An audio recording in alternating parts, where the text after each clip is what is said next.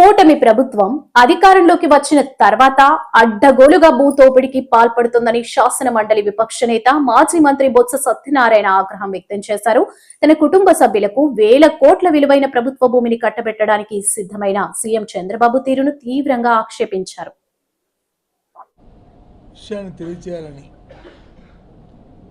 విశాఖపట్నంలో జరుగుతున్న చంద్రబాబు నాయుడు గారు ఆయన తాలూకా కుటుంబ సభ్యులు, ఆయన అన్నయ్యలు ఏ రకంగా విశాఖపట్నంలోని భూములు దోచుకుంటున్నారో, ఏ రకమైన అవినీతి కార్యక్రమాలు చేస్తున్నారో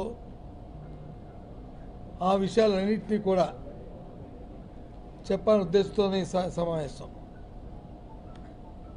ముఖ్యంగా బరి తెగించి ప్రజలు మాకు అధికారం ఇచ్చారు కదా, ఏం చేసినా చెల్లుతుందని చెప్పిన ఉద్దేశంతో సుమారు 54 ఎకరాలని 74 సెంట్లని రేపు 30వ తారీఖు నాడు జరిగే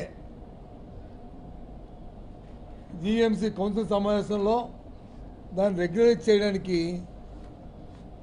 గీతం యూనివర్సిటీకి ఇవ్వడానికి పెట్టారంటే ఇక చంద్రబాబు నాయుడు గారి తాలూకా అవినీతి కార్యక్రమం, ఏ విధంగా భూదోపిడీ, ఏ విధంగా వాళ్ళు చేస్తున్న కార్యక్రమం రాష్ట్ర ప్రజలందరూ ఆలోచించాలని కోరుతున్నాను. చెప్పే వచ్చి శ్రీరంగ నీతులు, తినే వచ్చి చేస్తున్న వచ్చి ఏ రకంగా వాళ్ళు చేస్తున్నారు ఇవన్నీ కూడా. ఈ ధర్మాన్ని అడుగుతున్నాం, ఇదేనా మీ పరిపాలన తాలూ నీతిని అడుగుతున్నాం. ఏ రకంగా ఈ కార్యక్రమాన్ని మీరు పెడతారు? ఎక్కడుంది మీకు హక్కు? ఇది సుమారు 5,000 కోట్ల రూపాయలు. అంతకుముందు ఇంకొక 5,000 కోట్ల రూపాయలని ఈ రోజున మార్కెట్ విలువ తెలుసుకుంటే అప్పటికే ప్రభుత్వం మీకు కేటాయింపులు చేసింది. మీకున్న అధికార బలంతో ఆ రోజు వివిధ రకాలుగా చేసుకున్నారు. అయినప్పుడు మళ్ళీ 54 ఎకరాల 79 సెంట్లని మళ్ళీ మీరు వచ్చి దోపిడీ చేయడానికి ప్రయత్నం చేస్తున్నారు. ఒక పేదవాడికి వచ్చి 1 సెంటు భూమి ఇస్తే, ఓ చిన్న ఇల్లు కట్టుకుంటే, లేదు ఇంటి పక్కన వచ్చే చిన్న ఆక్రమణ ఉంటే చట్టపరమైన తీసుకుని జీవీఎంసీ నుంచి తీసుకెళ్ళి చేస్తాం కదా. అమ్మమ్మ మీరు ఇది చేయడానికి వీళ్ళని చేస్తాం కదా. మరి ఏ రకంగా ఈ 54 ఎకరాలని ఏ రకంగా చేస్తాం అది? అందుకే ఇవాళ వైఎస్ఆర్సీపీ పార్టీ జగన్మోహన్ రెడ్డి గారి నాయకత్వంలో వారితో సంప్రదించిన తర్వాత ఓ నిర్ణయం తీసుకున్నాం. దీని మీద ప్రజా ఉద్యమం చేయాలని, పెద్ద ఎత్తున ఉద్యమం చేయాలని, రేపు కౌన్సిల్లో జరుగుతున్న ముందు ఈ తీర్మానం నుంచే దీన్ని ప్రారంభించాలని ఇవాళ మా సభ్యులందరం కూడా, కౌన్సిల్లో సభ్యుల కార్పొరేటర్లమి, ఎమ్మెల్సీలమి, మెంబర్లు అందరం కూడా కూర్చొని పెద్దలు అందరితో సలహా సంప్రదించి కూర్చొని ఇవాళ నిర్ణయం తీసుకున్నాం. కార్యాచరణ ఇప్పటికే 1 చెప్పారు.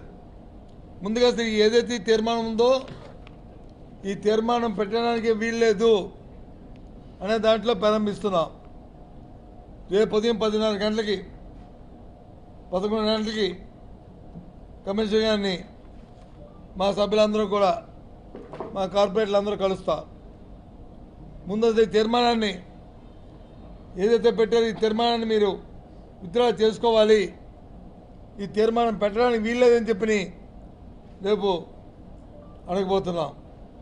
ఎందుకంటే కార్యాచరణ రూపొందిస్తున్నాం. ఎందుకంటే ఈ ప్రభుత్వానికి నిమ్మకు నూనె ఉంటుంది, ఏం చేస్తారులే అని ఒక ధీమాతో ఉంటుంది. ఒక ప్రధానమైన ప్రతిపక్షంగా మా బాధ్యతగా ఈ కార్యక్రమాన్ని నిర్వర్తించాలని ఈ కార్యక్రమం రూపొందించాం. ఇక అయిన తర్వాత ఎల్లుండ ఏదైతే 29వ తారీఖు నాడు ఉందో, ఎక్కడైతే ఈ 54 ఎకరాలని ఇంతవరకు కబ్జా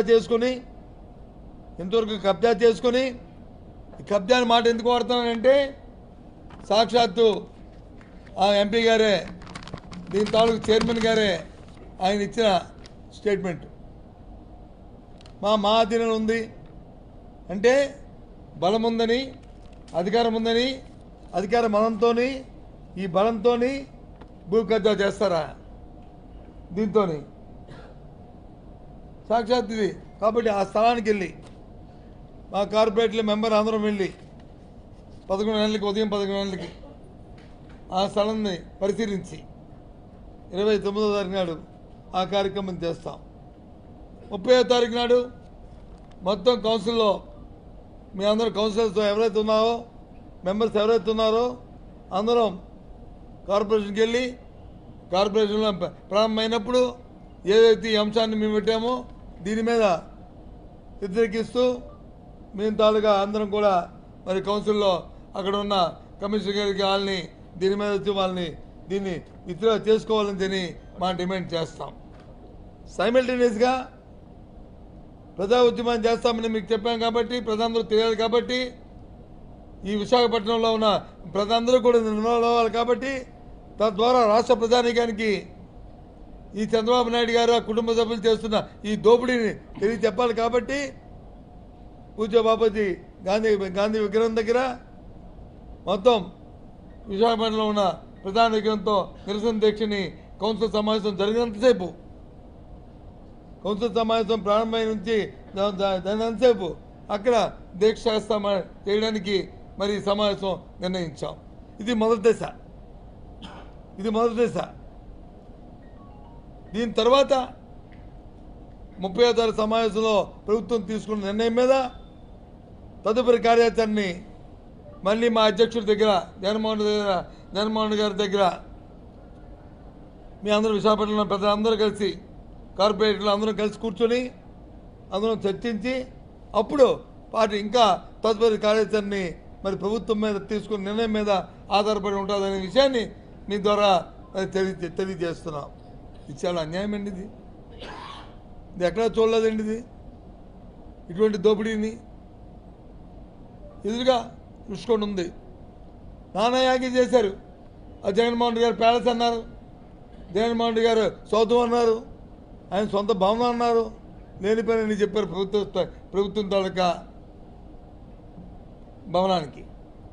కిందగా తీసుకొచ్చి దాన్ని నోటరు యాజమాన్యం దాన్ని అప్పచెప్పడానికి ప్రయత్నం కూడా చేశారు. తదుపరి అధికారం వచ్చిన తర్వాత ఈ ప్రభుత్వం సరే ఇక్కడి నుంచి వచ్చిన కొంతమంది వ్యతిరేకించబట్టి మా ప్రజల దీంతో దడిచి ఆగారు, కానీ లేకపోతే దాన్ని కూడా ఇది కబ్జా చేసుకుని ఇచ్చేయడానికి ప్రయత్నం చేశారు. ఇప్పుడు వచ్చి ఈ బరితెగింపు అంటే ఇది పరాకాష్ఠ. ఇది ఈ భూమిని వాళ్ళు వచ్చి కౌన్సిల్లో పెట్టడం అంటే చంద్రబాబు నాయుడు కుటుంబ సభ్యులకి ఇది పరాకాష్ఠ.